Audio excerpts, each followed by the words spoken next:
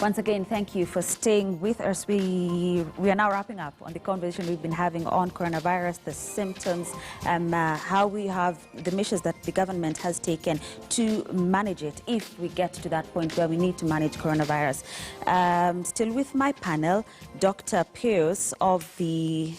I'm sorry about that. Dr. Piers Opendi, Medical Director at Tabernacle International Hospital, Dr. Moses Masika, a virologist, and of course Seth Panyako, the Secretary General for the Kenya National Union of Nurses. I now want to get your closing remarks. If I would start with you, Dr. Piers, and maybe you could also, tie in the whole issue of the private sector in your closing remarks. Okay, thank you very much for this time we have been here. I just would like to encourage Kenyans and the African region at large that the coronavirus is there, but it's not something that should be so much scaring. We should not fear too much because the government is working on it. The only thing I may say, as Dr. Masika said, maybe the people would want to listen to a medic saying something about this coronavirus. Maybe they don't trust the Kano. You say the Kano is the spokesperson of the government.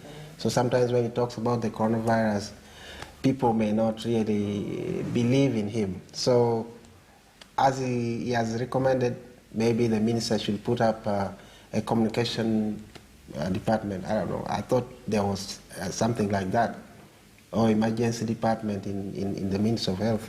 So that would be speaking about this issue. So generally, I would say on the private sector, because the whole system is not yet maybe well spelled out, and we think now the ministry should come out strongly and involve everybody, every medic in the country, train people in all areas, and making sure that everybody is ready for this, because it's not too late. As we have said, it's not too late, because the transmission is just contact, and we are ready to handle the issues in that. Mm-hmm. Yeah, we'll just be encouraged. Indeed. Dr. Masika? Yeah, again, I would like to say this is not the apocalypse. We have seen worse viruses. The odds are for us this time around that coronavirus, although it seems to be spreading very fast, it could get here, yes, but when it does, we may not have such a dire situation as more people want to believe. I think now the onus is on the ministry to regain the confidence of Kenyans and also the confidence of healthcare workers by taking deliberate steps from the executive order to ensure that the healthcare workers feel prepared to handle this case. And I think also I was happy to see the Cabinet Secretary for ICT in that team. He needs to harness the power of IT. Kenya is known for being innovative. Let's not ignore that now. We can actually make apps and other IT platforms for contact tracing, which is one of the hardest things to do in our setup. So I think from now on, the ministry needs to keep taking deliberate steps to ensure that Kenyans feel confident in what they are doing. They shouldn't just ignore that, because it's going to have an impact on our economy. To the general public, as I said, no need to fear, no need to demonize the Chinese. This is not just a Chinese problem. This is a global issue. So we shouldn't see somebody in a mask and already declare them infected. We shouldn't push this thing of isolating Chinese and blocking them from coming to the country so hard, because many of them are not even coming from China. We need to have spend our energy in doing things that can help us. Clean your hands, stay away from people with flu, inform yourself on how the virus is transmitted and how to respond when you get the symptoms. And also, if somebody has symptoms, they should not just run to a hospital. Make a phone call first so that the hospital can prepare for you, so that you don't expose other patients, because they would be very vulnerable.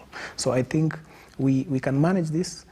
Even if a case came in and we don't take too long to detect it, I think we can manage it.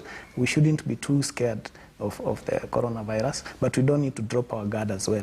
Let's keep vigilant. Mm-hmm. Yes. Thank you. Just to add on what my colleagues have said, the government, we have two levels of government. We need a message to be called by the national government and to be taken to major media houses to be running, and the message should be delivered by specific people. One, a medical doctor, a nurse, and the director of public health and sanitation.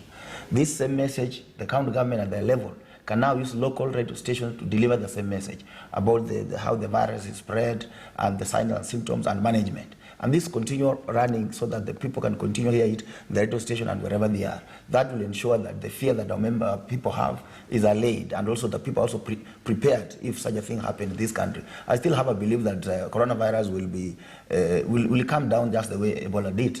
But lastly, I want to say that the government to try to dismiss an employee who blew the whistle on behalf of all the Kenyans is the highest level of insensitivity. As a leader of the workers, we are actually planning a serious meeting for all trade unions in Kenya. And if they don't return this young man on job, we are going to paralyze this country.